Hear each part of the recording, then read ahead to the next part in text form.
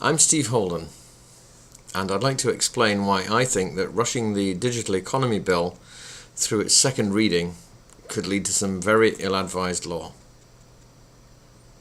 I've been in the IT industry for a long time. I'm a chartered information technology professional, a member of the Institute of Electrical and Electronic Engineers, and a fellow of the British Computer Society, so I do have some insight into these issues. Many aspects of this law concern me, but I'm only going to mention the worst.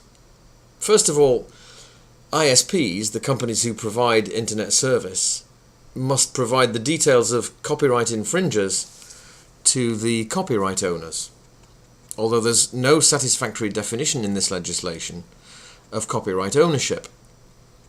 ISPs would have to block access to sites which allow substantial, another ill-defined term, infringement of copyright, and such infringements can't actually be proven without sites being forced to reveal the content that they store on behalf of their users. It's as though the government were to say to banks that they'll be closed down if their deposit box users store illegal materials in them. This would be a draconian invasion of privacy. Secondly, it requires that internet service providers track complaints against their customers and suspend the internet connectivity of users who are deemed to have allowed multiple copyright infringements. Now, these infringements won't be legal offences proved in the courts. They'll simply be complaints from the still ill-defined copyright owners. Internet access, of course, is increasingly necessary in today's world, and yet the UK government proposes to remove it from people without any right to trial. Didn't the Magna Carta have something to say about that? Seems to me it would be completely unconstitutional. Thirdly, the government's proposing to assume the right to decree who's entitled to a particular domain name. This gives them the right to hand down arbitrary judgments, again without any court scrutiny. And finally, orphan works, that is, works whose copyright has no provenance, could be put under license. These provisions would be much more advantageous to companies than to individuals, and this could result in an intellectual land grab of monumental proportions.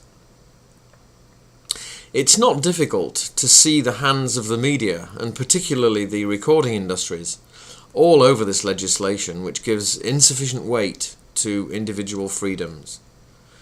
The whole concept of fair use is coming under attack throughout the Western world, and intellectual property rights are being extended to the advantages of business, no matter what the cost to the freedom of the individual.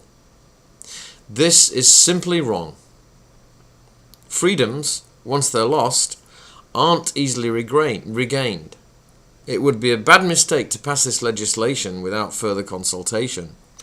And the government is pretty much admitting that it knows this by scheduling the second reading for the 6th of April. This would lead to an abbreviated process towards royal assent, if, as seems likely, the Prime Minister, shortly after the second reading, requests that Her Majesty dissolves Parliament. I am a lifelong supporter of the Labour Party, and I hope that it wins the next election under the Prime Minister's leadership. But it seems to me that this legislation is an abrogation of the principles which actually got the government elected. If the legislation passes, Michael Foot and Aneurin Bevan will turn in their graves, and I hope that this still counts for something.